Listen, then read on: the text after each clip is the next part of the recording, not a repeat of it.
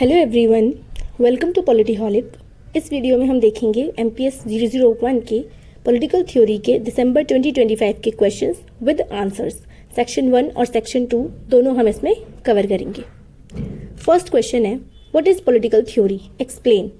Political theory is a branch of political science that studies the ideas, principles, and values related to politics, government, state, power, justice, rights, liberty, equality, and democracy.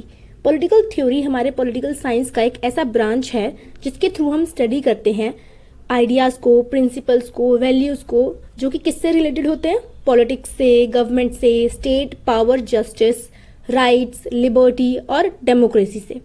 It explains how political institutions function and also prescribes how they ought to functions. ये explain करता है कि कैसे political institutions function करते हैं और ये prescribe भी करता है, मतलब ये सजेस्ट भी करता है कि कैसे एक पॉलिटिकल इंस्टीट्यूशन को काम करना चाहिए। Political theory combines both empirical facts and normative values approaches. Political theory के दो अप्रोचेस होते हैं, empirical approach and normative approach. जो एम्पेरिकल अप्रोच होता है उसमें फैक्ट्स पढ़ते हैं हम पॉलिटिकल थ्योरी के, और जो नॉर्मेटिव होता है उसमें हम उसके वैल्यूज और एथिक्स को पढ़ते हैं। Meaning of political theory. Political theory is the systematic study of political ideas and institutions. Political theory क्या है? एक सिस्टमैटिक स्टडी है हमारे पॉलिटिकल आइडियाज का और पॉलिटिकल इंस्टीट्यूशंस का। It seeks to understand political life and suggest ideals for a just society. ये हमारे political life को understand करने में help करता है और हमें एक ऐसी ideal society suggest करता है कि कैसे एक ideal society को होना चाहिए। It analyzes concepts such as power, authority, sovereignty, rights and justice. ये इन concepts को analyze करता है, जैसे कि power, authority, sovereignty, rights और justice को ये analyze करता है। ठीक है। फिर है nature of political theory, both descriptive and normative. तो पॉलिटिकल थ्योरी का नेचर कैसा है? डिस्क्रिप्टिव भी है और नॉर्मेटिव भी है। इंटरडिसिप्लिनरी इन नेचर, इंटरडिसिप्लिनरी है ये नेचर में, डायनामिक और इवॉल्विंग है, मतलब ये बहुत ज़्यादा डायनामिक है और ये टाइम के साथ इवॉल्व होता रहा है। Combines philosophy with practical politics, इसमें फिलोसफी भी इन्वॉल्व है और हमारी प्रैक्टिकल पॉलिटिक्स भी इन्वॉल्व है। ऑब्जेक्टिव क्या है पॉलिटिकल थ्योरी का? To explain political concepts, political concepts को एक्सप्लेन करना, पॉलिटिकल इंस्टीट्यूशंस को इवेल्युएट करना और जस्टिस, इक्वालिटी और लिबर्टी को प्रमोट करना। ये पब्लिक पॉलिसीज को भी गाइड करता है और गवर्नेंस को भी गाइड करता है। To solve political conflicts through rational analysis, ये पॉलिटिकल कॉन्फ्लिक्ट्स को सॉल्व करता है, उसको अच्छी तरीके से एनालाइज करने के बाद उनको भी सॉल्व करता है। मेजर अप्रोचेस क्या हैं इसको पढ़ने के? Traditional approach focus on philosophy and values. जो ट्रेडिशनल अप्रोच है हमारा पॉलिटिकल थ्योरी का, उसके अकॉर्डिंग उसमें किस चीज़ पे फोकस किया गया है? फिलोसफी और वैल्यूज को। फिर है बिहेवियरल अप्रोच, इसमें हम पॉलिटिकल बिहेवियर को साइंटिफिकली स्टडी करते हैं। उसके बाद है पोस्ट बिहेवियरल अप्रोच, इसमें फैक्ट्स और सोशल रिलेवेंस दोनों को कंबाइन किया जाता है। मार्क्सिस्ट अप्रोच में emphasises struggle and economic factor, इसमें क्लास स्ट्रगल मार्क्स ने किया है ना, इसमें क्लास स्ट्रगल को और इकोनॉमिक फैक्टर्स को एम्फेसाइज किया है। फेमिनिस्ट अप्रोच में जेंडर इक्वालिटी पे फोकस किया गया है और पोस्ट मॉडर्न अप्रोच पे यूनिवर्सल पॉलिटिकल थ्योरीज पे फोकस किया गया है, उनको क्रिटिसाइज किया गया है। अब इसके इंपॉर्टेंस क्या है? Develops political awareness, helps understand democracy and governance, protect citizens rights, promote ethical political leadership, assist in policy making. Conclusion: Political theory is essential for understanding political life and improving governance. Political theory किस लिए important है? हमारे political life को समझने के लिए और governance को improve करने के लिए। It not only explains political realities but also provide ideals for creating a democratic, just and equitable society. ये सिर्फ political realities को explain नहीं करता कि क्या हो रहा है हमारे political life में, but एक ideal society कैसी होनी चाहिए उसके लिए ways और measures भी suggest करता है। Question 2 है, trace the genesis of democracy. Democracy means rule by the people. It is a system in which citizens participate directly or indirectly in governing the state. Democracy का simple meaning क्या है? Rule of the people, by the people and for the people, है ना। तो ये एक ऐसा system है जिसमें सिटीजन्स खुद पार्टिसिपेट करते हैं स्टेट को गवर्न करने के लिए, चाहे डायरेक्टली या indirectly. Modern democracy has evolved over centuries through political struggles and institutional developments. जो मॉडर्न डेमोक्रेसी है वो बहुत ही ज़्यादा सेंचुरीज के ओवर मैनी सेंचुरीज इवॉल्व हुआ है ना। क्यों, कैसे? पॉलिटिकल स्ट्रगल्स के थ्रू, इंस्टीट्यूशनल डेवलपमेंट्स के थ्रू ये इवॉल्व हुआ है। तो फर्स्ट है इसका कहाँ से स्टार्ट हुआ था, है ना, डेमोक्रेसी कहाँ फर्स्ट टाइम स्टार्ट हुई थी, तो वो हुई थी एंशंट ग्रीस में। Democracy originated in Athens around the 5th century BCE। 5th century में ग्रीस में एक सिटी है, एक टाउन है एथेंस, वहाँ से ये डेमोक्रेसी ओरिजिनेट हुआ। Citizens directly participated in decision making. जो सिटीजन्स हैं वहाँ के, मतलब जो थे, वो उन्होंने डायरेक्टली पार्टिसिपेट किया था अपने स्टेट के डिसीजन मेकिंग में। वुमेन, स्लेव्स और फॉरेनर्स को इसमें से एक्सक्लूड कर दिया गया था। मतलब उस टाइम एथेंस में इन तीनों को सिटीजन्स की वो नहीं थी, मतलब इनको सिटीजन्स माना ही नहीं जाता था। फिर उसके बाद रोमन रिपब्लिक में आया democracy. Introduced representative institutions, developed concept of law and citizenship.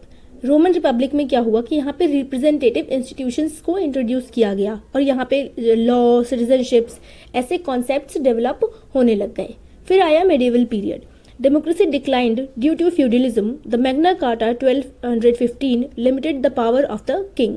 Democracy यहाँ पे क्या फ्यूडलिज्म की वजह से डिक्लाइन कर गया, लेकिन फिर मैग्ना कार्टा राइज किया, मैग्ना कार्टा इंट्रोड्यूस किया गया, जिसकी वजह से क्या हुआ कि जो किंग की पावर थी उसको लिमिट की जा सकी। फिर आया renaissance and reformation. Encouraged individual freedom and rational thinking, challenge the absolute authority. Then enlightenment thinkers. अब जो एनलाइटनमेंट थिंकर्स थे वो कौन कौन से थे, जिन्होंने बात करी कि लोगों को राइट्स मिलने चाहिए या डेमोक्रेसी को जिन्होंने आगे प्रमोट किया। John Locke supported natural rights and consent. John Locke ने नेचुरल राइट्स और कंसेंट को सपोर्ट किया। Rousseau advocated popular sovereignty. Montesquieu proposed separation of powers, मतलब कि जो हम आज के टाइम पे डिसेंट्रलाइजेशन के नाम से जानते हैं, उस टाइम मॉन्टेस्क्यू ने उसको प्रपोज किया था। Democratic revolutions. डेमोक्रेटिक रिवोल्यूशंस हुए अलग अलग कंट्रीज में, है ना, तो उसके थ्रू भी डेमोक्रेसी इंट्रोड्यूस हुई अलग अलग कंट्रीज में, कैसे आगे वो इवॉल्व हुई। अमेरिकन रेवोल्यूशन हुआ 1776 में, जिसमें लिबर्टी और रिप्रेजेंटेशन को फोकस किया गया। फ्रेंच रेवोल्यूशन हुआ 1789 में, जहाँ पे लिबर्टी, इक्वालिटी और फ्रेटर्निटी को प्रमोट किया गया। Expansion of democracy. इसके बाद डेमोक्रेसी कैसे एक्सपैंड हुआ, यूनिवर्सल एडल्ट फ्रेंचाइज आ गया, है ना, वन पर्सन वन वोट का universal adult franchise. Political parties grow होने लग गई, डेवलपमेंट होने लग गया कॉन्स्टिट्यूशनल गवर्नमेंट्स का, और ह्यूमन राइट्स को भी रिकॉग्नाइज किया जाने लगा, मतलब ह्यूमन राइट्स को भी इंपॉर्टेंस मिलने लगी।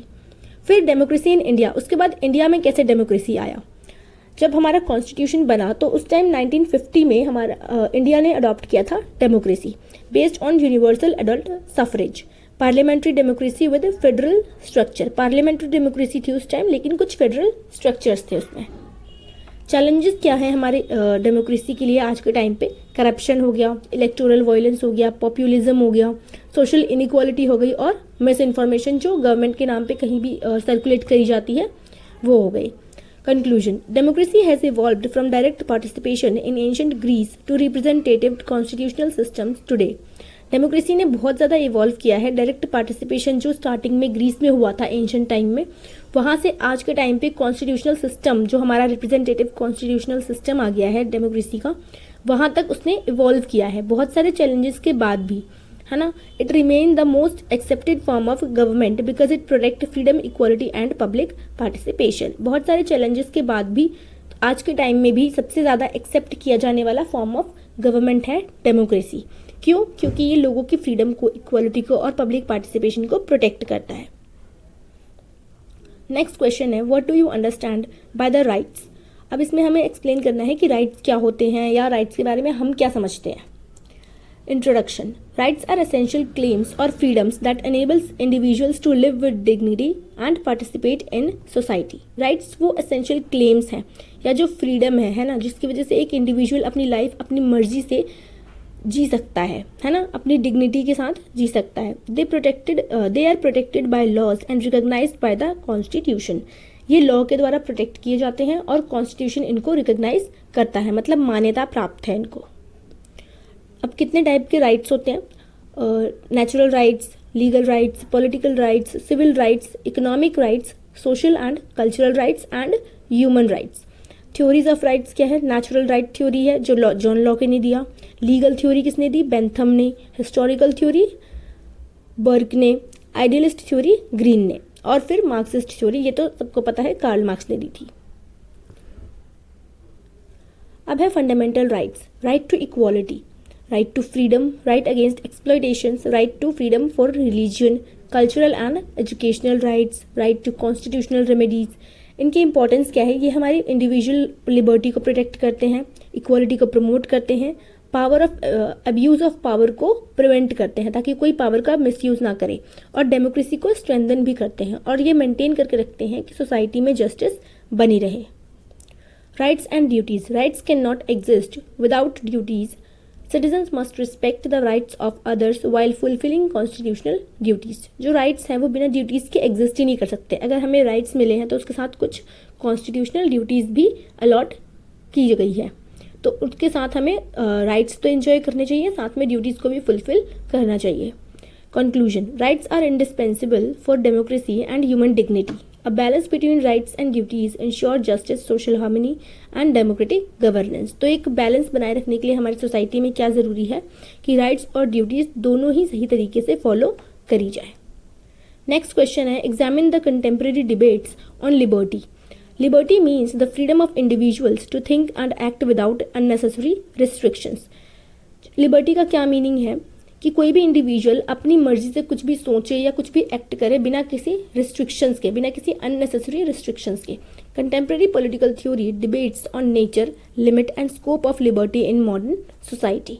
अब लिबर्टी दो टाइप्स के होते हैं, negative liberty and positive liberty. Negative liberty का मतलब क्या होता है कि फ्रीडम फ्रॉम एक्सटर्नल इंटरफेरेंस, मतलब कोई भी एक्सटर्नल इंटरफेरेंस नहीं होनी चाहिए। वहाँ क्या एग्जिस्ट करता है? Negative liberty. इसको किसने सपोर्ट किया था? इसाई बर्लिन ने। State intervention should be minimal. यहाँ पे क्या होना चाहिए कि जो स्टेट है, जो गवर्नमेंट है, उसका इंटरवेंशन, उसकी इंटरफेरेंस किसी भी पर्सन की लाइफ में बहुत ही मिनिमल होनी चाहिए, मतलब कम से कम होनी चाहिए। फिर है positive liberty, freedom to achieve one's potential. Positive liberty का मतलब है कि हर पर्सन को फ्रीडम होनी चाहिए अपनी पोटेंशियल को अचीव करने का, है ना। इसको किसने सपोर्ट किया था? टी.एच. ग्रीन ने। इसमें क्या चाहिए? अगर हम अपनी अच्छी पर्सनालिटी को, सबसे अपना बेस्ट वर्जन बनना चाहते हैं तो उसके लिए एजुकेशन चाहिए, प्रॉपर हेल्थ, वेलफेयर, ये सारी चीज़ें चाहिए। Individual liberty versus collective good. Individual freedom में sometimes conflict with public interest. The state imposes reasonable restrictions for social welfare. तो इसमें क्या होता है कि कई बार क्या होता है कि स्टेट कुछ रीजनेबल रिस्ट्रिक्शंस भी लगाता है सोशल वेलफेयर के लिए, लोगों की पर्सनल लाइफ पे भी। फिर है liberty and equality. Excessive liberty में क्रिएट इनइक्वालिटी। जब एक्सेसिव लिबर्टी मिल जाएगी तो उससे क्या होगा कि कुछ इनइक्वालिटी क्रिएट हो जाएगी, है ना। मान लो कि लिबर्टी हमने दे दी सबको, है ना, तो जो रिच और इलाइट पीपल है वो क्या करेंगे? वो और ज़्यादा रिच हो जाएंगे, है ना, वो अपनी मर्जी चलाएंगे अगर उनको लिबर्टी होगी, फ्रीडम होगी कुछ भी करने की। तो उससे क्या क्रिएट होगा? उससे एक सोसाइटी में इनइक्वालिटी भी क्रिएट हो जाएगा, जो पुअर पीपल है, जो मार्जिनलाइज्ड है, उनके against. Equality provides fair opportunities for exercising liberty. Equality क्या प्रोवाइड करता है? फेयर अपॉर्चुनिटीज़ प्रोवाइड करता है ताकि कोई भी पर्सन अपनी लिबर्टी को एंजॉय कर पाए। इसमें फेमिनिस्ट पर्सपेक्टिव है, highlights barriers faced by women, supports equal opportunities and gender justice. Feminist perspective जो है लिबर्टी का, उसमें वुमेन्स के द्वारा जो भी वुमेन्स के लिए जो प्रॉब्लम्स हैं, पहले की जो बैरियर्स रह चुकी हैं उनके लिए, है ना, कि उनको अपॉर्चुनिटीज़ नहीं मिलती थी, फ्रीडम नहीं थी एजुकेशन की, अपनी मर्जी से अपनी लाइफ जीने की, तो उन चीज़ों को इसमें हाईलाइट किया गया है। और अपॉर्चुनिटी सपोर्ट किया गया है कि इक्वल अपॉर्चुनिटीज़ जेंडर न्यूट्रल होके सबको मिलनी चाहिए।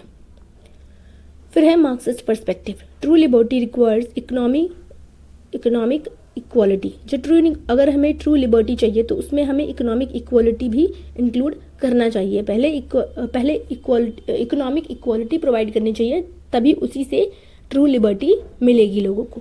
Capitalism restrict real freedom. ठीक है, अगर कैपिटलिज्म चलता रहेगा तो उससे क्या होगा कि जो लोगों की रियल फ्रीडम है, जो लिबर्टी है, ट्रू लिबर्टी है, वो कभी उनको मिल ही नहीं पाएगी। फिर है digital liberty, includes privacy, freedom of expression and internet access, raises concerns about surveillance and data protection. अब इसके चैलेंजेस क्या हैं जो हमारी लिबर्टी को हिंडर कर रहे हैं? Terrorism, national security, hate speech, economic inequality, technological surveillance, फिर है conclusion. Modern debates shows that liberty is meaningful only when combined with equality, justice and responsibility. तो जो मॉडर्न डिबेट्स हैं वो कहते हैं कि लिबर्टी तभी मीनिंगफुल है अगर वहाँ पे इक्वालिटी है, जस्टिस है और लोगों पे रिस्पॉन्सिबिलिटी भी है, तभी वहाँ की उनकी लिबर्टी ट्रू है ना। Democratic societies must balance individual freedom with collective welfare. Next question है right short notes on equality. Introduction. Equality means equal status, equal opportunities and equal protection under the law. It does not mean treating everyone identically but ensuring fairness. Equality का क्या मतलब है कि सबको equal status, equal opportunity और equal protection law के द्वारा मिलनी चाहिए। इसका मतलब ये नहीं है कि सबको एक जैसा ट्रीटमेंट दो, बल्कि सबके साथ फेयर रहना चाहिए। मेन टाइप्स क्या है इक्वालिटी के? Legal equality, political equality, social equality, economic equality and equality of opportunity. Importance क्या है इक्वालिटी की?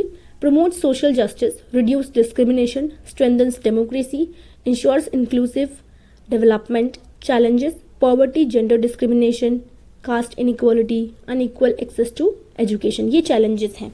अगर ये चीज़ें पॉवर्टी रहेगी, जेंडर डिस्क्रिमिनेशन रहेगा, कास्ट इनइक्वालिटीज़ रहेंगी और एजुकेशन का एक्सेस नहीं होगा लोगों को, तो वो कैसे वहाँ उस सोसाइटी में कैसे इक्वालिटी मेंटेन होगी?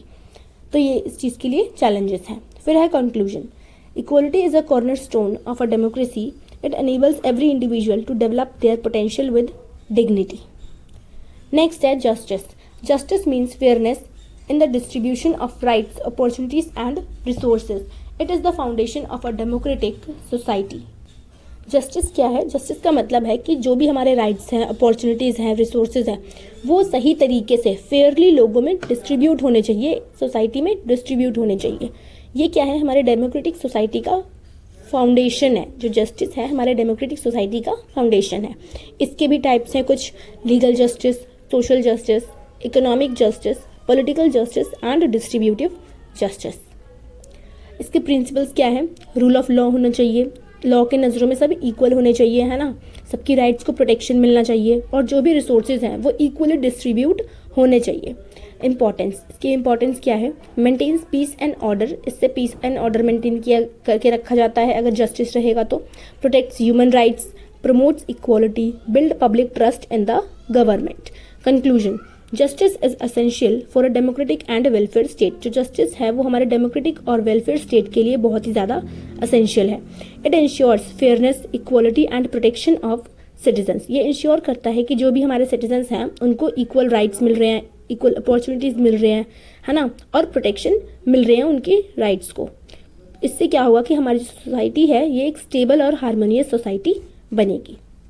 नेक्स्ट है discuss the concept of autonomy. Autonomy क्या है? ऑटोनॉमी मीन्स सेल्फ रूल और सेल्फ गवर्नेंस, मतलब अपने ऊपर खुद रूल करना, है ना, सेल्फ गवर्नेंस करना, अपने ऊपर खुद राज करना, खुद रूल करना। It refers to the capacity of an individual, community और institution to make decisions independently without external control. Autonomy एक ऐसे उस चीज़ से रेफ़र किया जाता है ऑटोनॉमी को कि क्या किसी इंडिविजुअल या किसी कम्युनिटी या किसी इंस्टीट्यूशन के पास इतनी कैपेसिटी है कि वो अपने ऊपर खुद इंडिपेंडेंटली अपने डिसीजंस ले सके बिना किसी एक्सटर्नल कंट्रोल के। The word originates from the Greek word autos, self, and nomos means law. जो वर्ड है ऑटोनॉमी, इसका लिटरल मीनिंग क्या है, कहाँ से ओरिजिनेट हुआ है ये वर्ड? ग्रीक से, जिसका मतलब है ऑटोज मीन्स सेल्फ और nomos means law, means self law, अपने ऊपर खुद लॉ बनाना और अपने आप को खुद रूल करना। इन political theory autonomy is closely linked with freedom, liberty and democracy and human dignity. तो पॉलिटिकल थ्योरी में ऑटोनॉमी का क्या मतलब है ना, तो ऑटोनॉमी को इस पॉलिटिकल थ्योरी में फ्रीडम से लिंक किया करके समझते हैं हम, लिबर्टी से, डेमोक्रेसी से और ह्यूमन डिग्निटी से। अब है meaning of autonomy. Autonomy is the ability to make decisions based on one's own reasoning. Autonomy क्या है? एक एबिलिटी है किसी भी पर्सन की कि अपने डिसीजंस वो खुद ले सके कुछ अपनी रीजंस के according. It implies freedom from unnecessary interference by others और द स्टेट। ये ऑटोनॉमी का लिटरल मीनिंग है। जहाँ ऑटोनॉमी होगी वहाँ पे लोगों के क्या होगा, उनकी लाइफ में जो स्टेट है या कोई भी एक्सटर्नल पावर है उसका इंटरफेरेंस नहीं होगा। It includes both individual and collective self government. ये इंडिविजुअल सेल्फ गवर्नमेंट को भी इंक्लूड करता है और कलेक्टिव सेल्फ गवर्नमेंट को भी इंक्लूड करता है। अब इंडिविजुअल ऑटोनॉमी क्या है? Individual autonomy emphasise personal freedom and moral responsibility. किसी भी पर्सन के पर्सनल फ्रीडम और उसकी मॉरल रिस्पॉन्सिबिलिटी को हम इंडिविजुअल ऑटोनॉमी कहते हैं। Every individual has the right to make choices regarding education, religion, occupation and lifestyle। हर एक इंडिविजुअल को राइट होता है अपनी मर्जी से एजुकेशन, रिलीजन, ऑक्यूपेशन और लाइफस्टाइल चूज करने का। Thinkers like Immanuel Kant viewed autonomy as the basic morality of because rational individuals should act according to self-imposed moral laws। जो इमैनुअल कांट जैसे थिंकर्स हैं ये ऑटोनॉमी को एक बेस समझते हैं मोरालिटी का, है ना, कि हर एक ह्यूमन बीइंग के अंदर इतनी सेल्फ वो होना चाहिए, सेल्फ अवेयरनेस होनी चाहिए कि वो अपने लिए लॉज खुद बना सके। फिर है political autonomy. Political autonomy refers to the power of a region और community to govern itself within a larger state. Political autonomy से का मतलब है कि किसी भी स्टेट या किसी भी रीजन या किसी भी कम्युनिटी के पास इतनी पावर्स होनी चाहिए कि वो अपने ऊपर खुद गवर्न कर सके, ठीक है, चाहे वो बड़ा स्टेट हो या छोटा स्टेट हो। Example includes autonomous councils and self governing territories. It helps protect cultural identity and local traditions. अगर लोग अपने ऊपर, कोई भी कम्युनिटी है वो अपने ऊपर खुद ही रूल कर रही है, ऑटोनॉमी है उनके पास, तो उससे क्या होगा कि उनकी जो पर्सनल, जो भी वहाँ का जो कल्चर है ना, जो भी ट्रेडिशंस हैं वो प्रोटेक्ट वो कर पाएंगे। फिर है institutional autonomy. Educational institutions, universities and constitutional bodies requires autonomy to function effectively. जो भी इंस्टीट्यूशंस होती हैं, जैसे एजुकेशनल इंस्टीट्यूशंस हो गई, यूनिवर्सिटीज़ हो गई, कॉन्स्टिट्यूशनल बॉडीज़ हो गई, इन्हें ऑटोनॉमी चाहिए, मतलब इनको राइट्स चाहिए, इनको फ्रीडम चाहिए कि अपने हिसाब से, अपनी मर्जी से ये उसमें डिसीजंस ले सकें। तो उससे क्या होगा कि वो और ज़्यादा इफेक्टिवली काम कर पाएंगे। Institutional autonomy protect them from political interference. अगर एजुकेशनल इंस्टीट्यूशंस, यूनिवर्सिटीज़ को पूरी फ्रीडम होगी, ऑटोनॉमी होगी उनके पास, तो क्या होगा कि उनकी वर्किंग में, उनके काम में, उनकी जो भी चीज़ें हैं उसमें पॉलिटिकल इंटरफेरेंस नहीं हो पाएगा। नेक्स्ट है इंपॉर्टेंस ऑफ ऑटोनॉमी। अब ऑटोनॉमी की इंपॉर्टेंस क्या है? ये क्या करता है? ये इंडिविजुअल लिबर्टी को प्रमोट करता है, डेमोक्रेटिक पार्टिसिपेशन को प्रमोट करता है, क्योंकि लोगों के पास अगर ऑटोनॉमी होगी तो सब बढ़ चढ़ के हिस्सा लेंगे, है ना, डेमोक्रेसी में, पार्टिसिपेशन में, इलेक्शंस में। एनकरेज इनोवेशन एंड रिस्पॉन्सिबिलिटी, और रिस्पॉन्सिबिलिटी भी होगी लोगों में, तो उससे रिस्पॉन्सिबिलिटी को भी इंकरेजमेंट मिलता है। Safeguards minority rights and cultural diversity. अगर छोटे स्टेट्स के पास, माइनॉरिटीज़ के पास ऑटोनॉमी के राइट्स होंगे तो उससे क्या होगा, उनकी राइट्स को प्रोटेक्शन मिलेगी, उनके कल्चर्स को भी प्रोटेक्शन मिलेगी। Strengthen decentralisation and local governance. Limitations of autonomy. अब इसकी कुछ लिमिटेशंस भी है, मतलब क्या प्रॉब्लम्स है ऑटोनॉमी में। Autonomy is not absolute, individual freedom must not harm others. जो ऑटोनॉमी है वो बिल्कुल एब्सोल्यूट नहीं है कि आप कुछ भी कर सकते हो। उसमें क्या है कि हर एक इंडिविजुअल को फ्रीडम के साथ साथ कुछ रिस्पॉन्सिबिलिटीज़ भी है कि वो किसी दूसरे को हर्ट नहीं कर सकता, हार्म नहीं कर सकता। द स्टेट में impose reasonable restrictions for public orders, national security and social welfare. Excessive autonomy में एनकरेज सेपरेटिस्ट टेंडेंसीज। अब है ऑटोनॉमी इन इंडिया, कि इंडिया में क्या ऑटोनॉमी की क्या सिचुएशन है, किन चीज़ों में ऑटोनॉमी हमें मिली हुई है, वो देखेंगे हम। The constitution provides autonomy through federalism and local self government. जो हमारा कॉन्स्टिट्यूशन है वो हमें ऑटोनॉमी प्रोवाइड करता है फेडरलिज्म के थ्रू, मतलब पावर्स को डिसेंट्रलाइज करता है, पावर्स को डिवाइड करता है गवर्नमेंट के अलग अलग लेवल्स पे, स्टेट लेवल पे एंड लोकल सेल्फ लेवल पे भी, है ना, लोकल सेल्फ गवर्नमेंट्स के थ्रू। तो उससे भी हमारे जो इंडिया में है ऑटोनॉमी उनको मिल रही है, पावर्स मिल रही है। Panchayati Raj institutions and autonomous district councils under the 6th schedule are examples. इसके कुछ एक बेस्ट एग्जाम्पल्स हैं ऑटोनॉमी के। पंचायती राज इंस्टीट्यूशंस हैं, है ना, डिस्ट्रिक्ट काउंसिल्स हैं, ये हमारे कॉन्स्टिट्यूशन में 6th शेड्यूल्स के अंडर दिए गए हैं। Universities and constitutional bodies also enjoy varying degrees of autonomy. जो हमारे यूनिवर्सिटीज़ हैं और कॉन्स्टिट्यूशनल बॉडीज़ हैं ये भी बहुत ही ज़्यादा नंबर में ऑटोनॉमी की पावर को इंजॉय करते हैं, मतलब उनके काम में भी गवर्नमेंट इंटरफेयर ज़्यादा नहीं कर सकती। Conclusion. Autonomy is a fundamental democratic value that promotes freedom, dignity and responsible citizenship.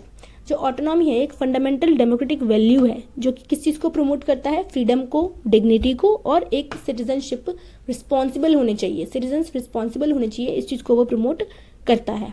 While it provides individuals and institutions with independence, it must always balance with constitutional principles, social justice and national unity. जहाँ वो एक तरफ balance करता है ना, जब वो लोगों को एक इंस्टीट्यूशंस को इंडिपेंडेंस प्रोवाइड कर रहा है, ऑटोनॉमी प्रोवाइड कर रहा है, तो वहीं पे उसको एक बैलेंस भी मेंटेन करके रखना होगा, कॉन्स्टिट्यूशनल प्रिंसिपल्स के थ्रू सोशल जस्टिस बनी रहे और नेशनल यूनिटी भी बनी रहे. नेक्स्ट क्वेश्चन है examine the significance of citizenship. अब इसमें हमें सिटीजनशिप को एक्सप्लेन करना है कि सिटीजनशिप क्या होता है, उसकी क्या सिग्निफिकेंस है. Citizenship refers to the legal and political relationship between an individual and the state. जो सिटीजनशिप है वो एक लीगल और पॉलिटिकल रिलेशनशिप है, किनके बीच में, किसी भी एक इंडिविजुअल पर्सन और वहाँ की गवर्नमेंट के बीच में. It grants rights, impose duties and enable participation in public affairs. ये लोगों को राइट्स देता है, ड्यूटीज देता है और उनके पार्टिसिपेशन को इंश्योर करता है पब्लिक अफेयर्स में, पॉलिटिकल अफेयर्स में. इन modern democracies citizenship is essential for ensuring equality, justice and political participation. Modern democracy में सिटीजनशिप बहुत ही ज़्यादा एसेंशियल हो गया है. किस लिए? इक्वालिटी को इंश्योर करने के लिए, जस्टिस को और पॉलिटिकल पार्टिसिपेशन को इंश्योर करने के लिए. Meaning of citizenship. Citizenship gives a person legal recognition as a member of a state. तो सिटीजनशिप का लिटरल मीनिंग क्या है कि एक पर्सन को लीगल रिकॉग्निशन मिल गया है कि वो उस स्टेट का सिटीजन है. It includes both rights and responsibilities. तो अगर हम किसी भी, जैसे हम इंडिया के सिटीजन हैं, तो हमें कुछ राइट्स भी मिलते हैं और कुछ रिस्पॉन्सिबिलिटीज भी मिलती है. Civil rights. अब क्या राइट्स मिलते हैं? सिविल राइट्स फर्स्ट है freedom of speech and expression, freedom of religion, equality before law, protection of life and liberty. फिर पॉलिटिकल राइट्स भी मिलते हैं, right to vote, right to contest elections. मतलब ये सारी चीज़ें हम as a citizen of Indian हम इंजॉय कर सकते हैं इन सब राइट्स को, है ना. कि हमें पॉलिटिकल राइट्स में मिलते हैं कि हम वोट दे सकते हैं, इलेक्शंस कंटेस्ट कर सकते हैं, पार्टिसिपेशन कर सकते हैं डेमोक्रेटिक गवर्नेंस में, और पॉलिटिकल पार्टीज भी फॉर्म कर सकते हैं या एसोसिएशंस भी फॉर्म कर सकते हैं. Social and economic rights. अब सोशल और इकोनॉमिक राइट्स क्या है? एजुकेशन को एक्सेस होना चाहिए, हमें अपॉर्चुनिटीज़ मिलनी चाहिए एम्प्लॉयमेंट में, सोशल सिक्योरिटी होना चाहिए, वेलफेयर होना चाहिए, हमें इक्वल अपॉर्चुनिटीज़ होनी चाहिए हमारे डेवलपमेंट के लिए. और फिर ड्यूटीज़ आती हैं. एज अ सिटीजन हमें क्या ड्यूटीज़ मिलती हैं? Respect the constitution, obey the laws, pay taxes, protect public property, protect promote harmony and national unity and protect the environment. ये हमें as a citizen duties allot की गई है कॉन्स्टिट्यूशन के द्वारा. अब इम्पॉर्टेंस क्या है सिटीजनशिप की? सिटीजनशिप होने के नाते हमें डेमोक्रेसी को प्रमोट करता है ना, अकाउंटेबिलिटी देता है, encourages active participation in governance. लोगों को एक्टिवली पार्टिसिपेट करने के लिए एनकरेज करता है ताकि लोग गवर्नेंस में पार्टिसिपेट करें. ह्यूमन राइट्स को प्रोटेक्ट करता है. नेशनल इंटीग्रेशन मतलब नेशनल यूनिटी को स्ट्रेंथन करता है. अगर हमें सिटीजन है तो मतलब हम कहीं भी इंडिया के बाहर जा रहे हैं तो हम वहाँ के लिए सिर्फ इंडियन है ना. ना हम अपने रिलीजन से, ना हम अपने कास्ट से इंट्रोड्यूस होते हैं वहाँ पे, हम अपने सिटीजनशिप के नाम से इंट्रोड्यूस होते हैं. तो वहाँ क्या हो रही है? नेशनल यूनिटी भी स्ट्रेंथन हो रही है. इंश्योर इक्वलिटी बिफोर लॉ मतलब लॉ की नज़रों में भी सब इक्वल होंगे, है ना. और इससे डेवलप सिविक रिस्पॉन्सिबिलिटी भी लोगों में डेवलप होती है. Citizenship in India. अब इंडिया में सिटीजनशिप कब आया, कैसे आया, वो देखते हैं हम. Citizenship provisions are contained in part second from article 5 to 11 of the constitution. तो जब हमारा कॉन्स्टिट्यूशन बनाया गया तो उसमें सिटीजनशिप का कहाँ पे ऐड किया गया हमें राइट्स? Article 5 to 11. ठीक है, हमारे कॉन्स्टिट्यूशन के सेकंड पार्ट के आर्टिकल 5 to 11 में सिटीजनशिप के प्रोविजंस प्रोवाइड करे गए. The citizenship act 1955 governs acquisition and termination of the citizenship. India follows single citizenship ensuring equality through out the country. तो इंडिया में सिंगल सिटीजनशिप को follow किया जाता है ताकि जो इक्वालिटी है वो पूरी कंट्री में बनी रहे. Conclusion. Citizenship is the foundation of democratic life. It not only guarantees rights but also encourages responsible participation in nation building. Citizenship हमारे डेमोक्रेटिक लाइफ का एक फाउंडेशन है. ये सिर्फ राइट्स को गारंटी नहीं करता बल्कि एक रिस्पॉन्सिबल पार्टिसिपेशन भी इनकरेज करता है ना. लोगों में एक इनकरेजमेंट फैलाता है, एक मोटिवेशन की तरह होता है ताकि लोग जो है हमारे नेशन बिल्डिंग में पार्टिसिपेट करें. An active and informed citizenry strengthen democracy and promote inclusive development. Next question है, trace the development of the concept of sovereignty. Sovereignty क्या होता है और ये कैसे डेवलप हुआ है टाइम के साथ, वो हमें इसमें एक्सप्लेन करना है. Sovereignty is the supreme authority of the state to govern its territory without external interference. Sovereignty किसी भी स्टेट की सुप्रीम अथॉरिटी होती है ना, कि वहाँ पे जो भी है वो बिना किसी एक्सटर्नल इंटरफेरेंस के वहाँ की अथॉरिटी काम कर सके. It is one of the essential elements of the modern state and has evolved over centuries. ये बहुत ही सेंचुरीज के थ्रू इवॉल्व होता आया है और ये बहुत ही इम्पॉर्टेंट एलिमेंट है मॉडर्न स्टेट का. अर्ली आइडियाज़ मतलब कहाँ से इंट्रोड्यूस हुआ सॉवर्निटी, अब वहाँ से हम इसको एक्सप्लेन करेंगे. तो अर्ली आइडियाज़ कहाँ है इसके, एंशंट ग्रीस और रोम में.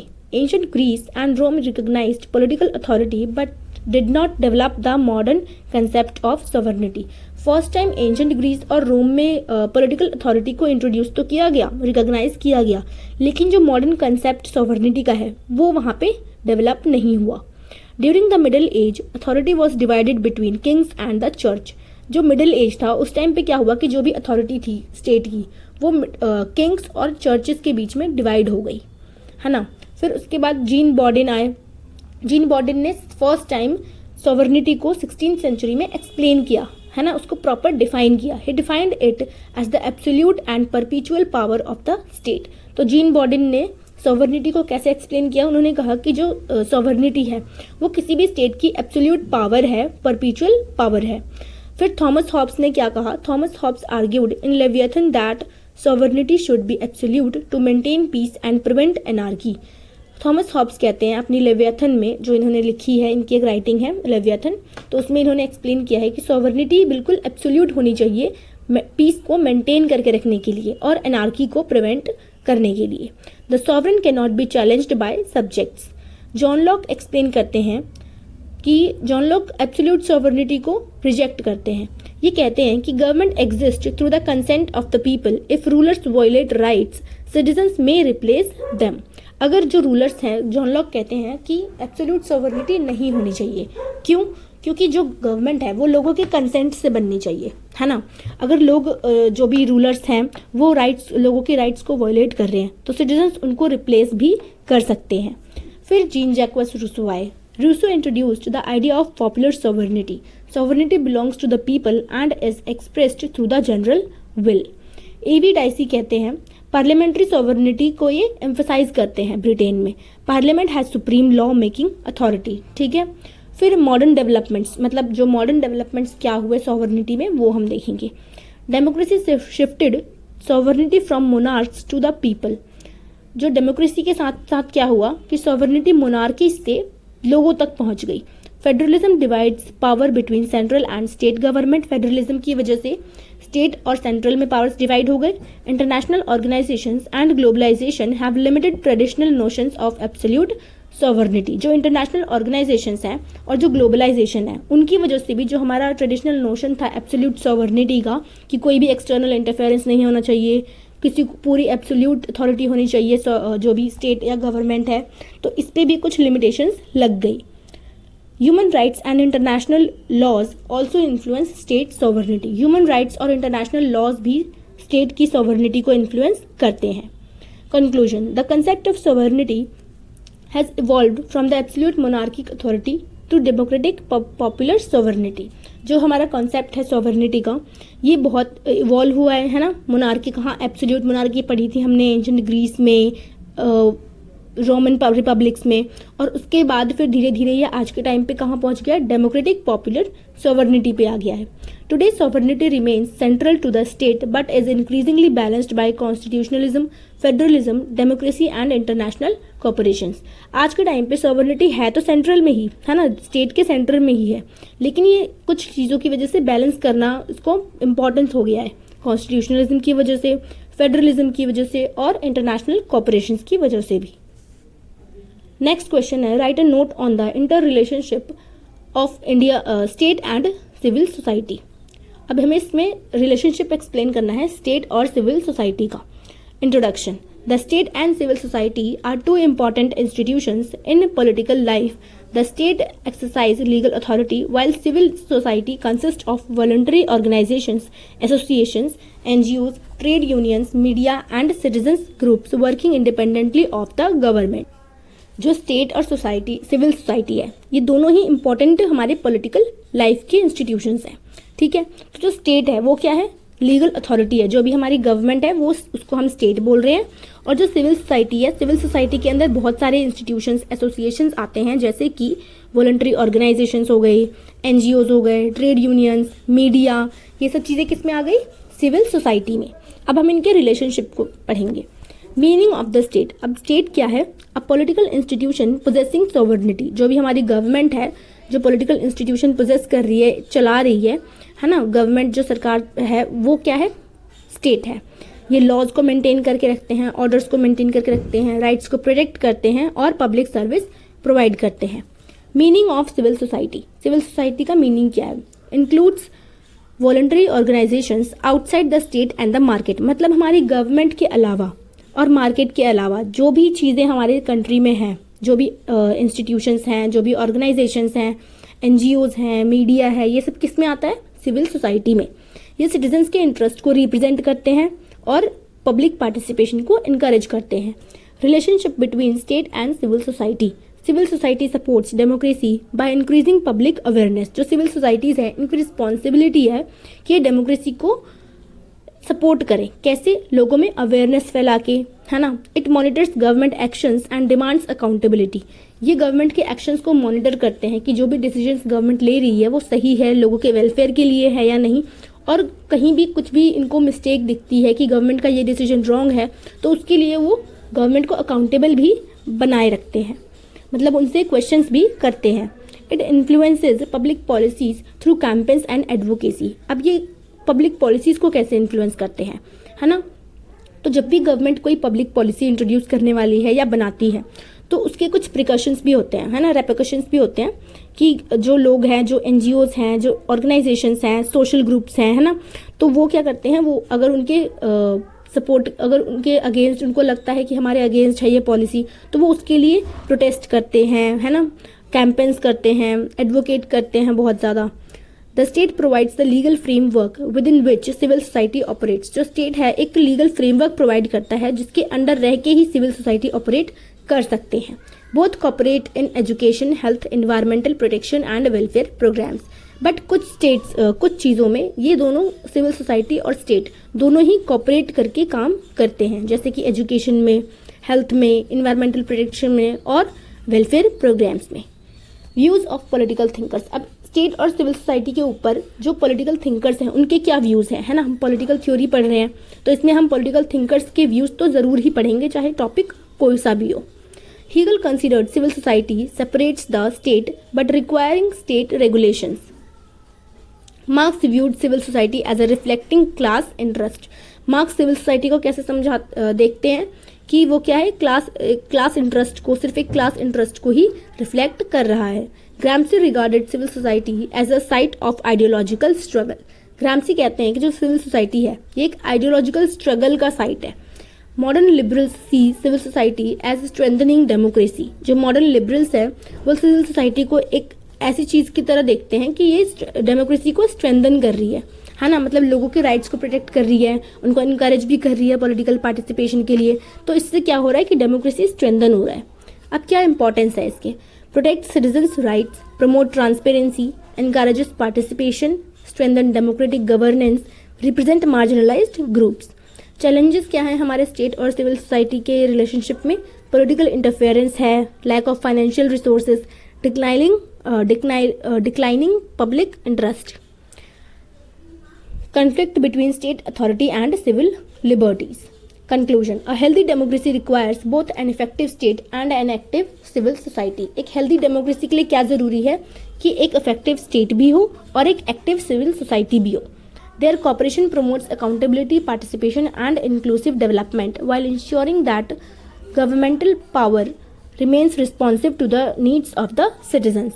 तो इससे क्या होगा, जब ये कोऑपरेट करके काम करेंगे तो अकाउंटेबिलिटी बढ़ेगी गवर्नमेंट की, पार्टिसिपेशन इंक्रीज होगा और डेवलपमेंट भी हमारी कंट्री का इम्प्रूव होगा और जल्दी डेवलपमेंट बढ़ेगा।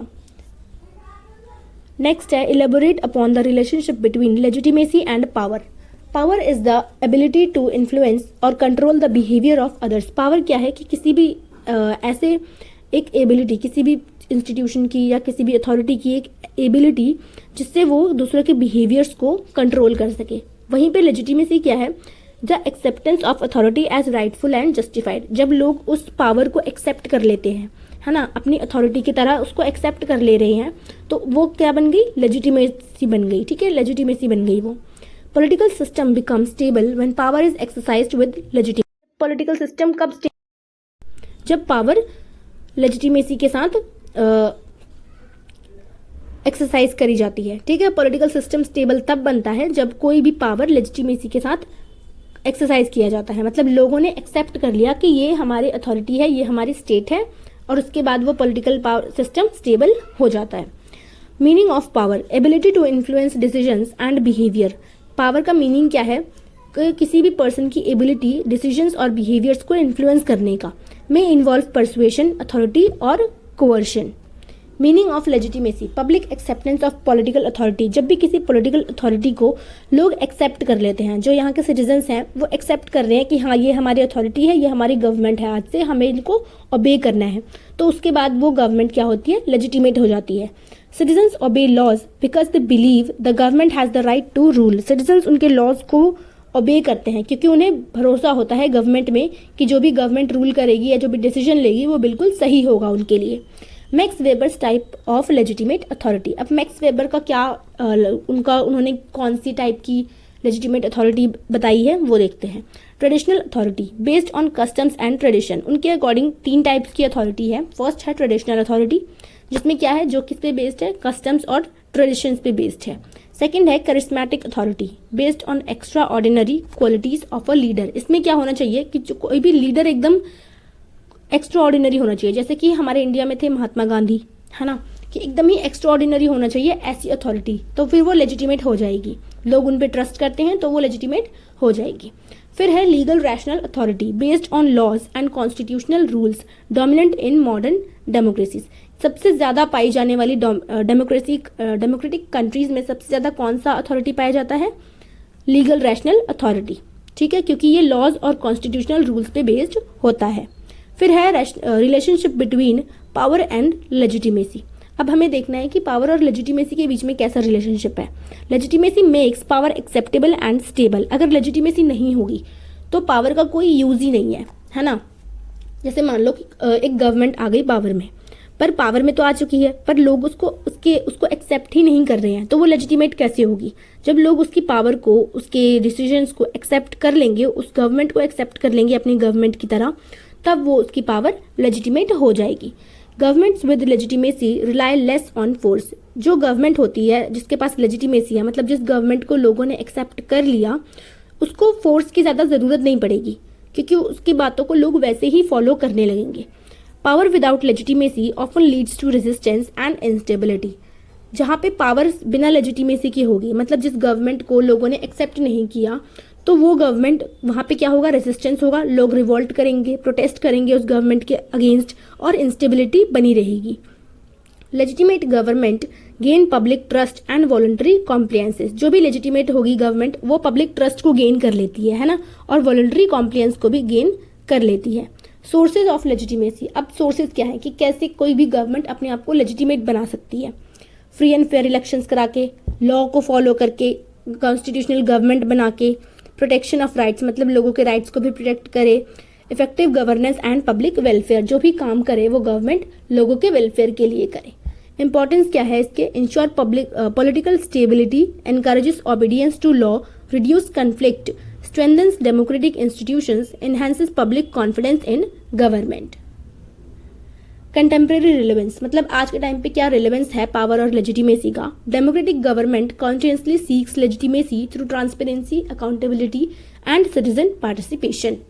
अब डेमोक्रेटिक गवर्नमेंट्स में क्या है कि लेजिटिमेसी कैसे पाई जाती है कि गवर्नमेंट जो है वो अपने सारे डिसीजंस खुल के लोगों के सामने एक्सप्रेस करे, बिल्कुल ट्रांसपेरेंसी रख के, कोई चीज़ लोगों से छुपाए ना, है ना। कोई भी डिसीजन ले तो लोगों के वेलफेयर के लिए ले, सिटीजन्स को पार्टिसिपेट करने का मौका दे पॉलिटिकल अफेयर्स में, तो उससे क्या होगा कि गवर्नमेंट लेजिटिमेट रहेगी, करप्शन नहीं होगा, पावर का मिसयूज नहीं होगा, तो उससे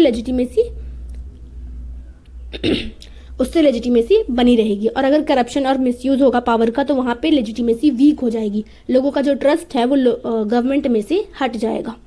conclusion, power and legitimacy are closely interconnected. While power enables governments to govern, legitimacy provides moral and legal justification for exercising that power। Power और लेजिटिमेसी दोनों ही बिल्कुल क्लोजली इंटरकनेक्टेड है ना। जहाँ पे क्या पावर जो है वो गवर्नमेंट को गवर्न करने के लिए अनेबल करती है, और लेजिटिमेसी उनको मॉरली और लीगली जस्टिफिकेशन देता है अपनी पावर को एक्सरसाइज करने के लिए। In democratic system, legitimacy derived from constitutional values, public consent and good governance is essential for stable and effective political authority। Democratic system में क्या है कि लेजिटिमेसी कहाँ से आती है, कॉन्स्टिट्यूशनल वैल्यूज से आती है, पब्लिक कंसेंट से आती है और गुड गवर्नेंस से आती है, जिससे कि जो पॉलिटिकल अथॉरिटी है वो इफेक्टिव और स्टेबल रहती है। तो यहाँ पे ये हमारा टॉपिक खत्म होता है, ये वीडियो। अब नेक्स्ट में हम जो भी आपका नेक्स्ट एग्जाम है उसकी वीडियो देखेंगे। नोट्स के लिए आप चैनल के डिस्क्रिप्शन में टेलीग्राम चैनल का लिंक दिया हुआ है, वहाँ से ज्वाइन कर सकते हैं। Thank you.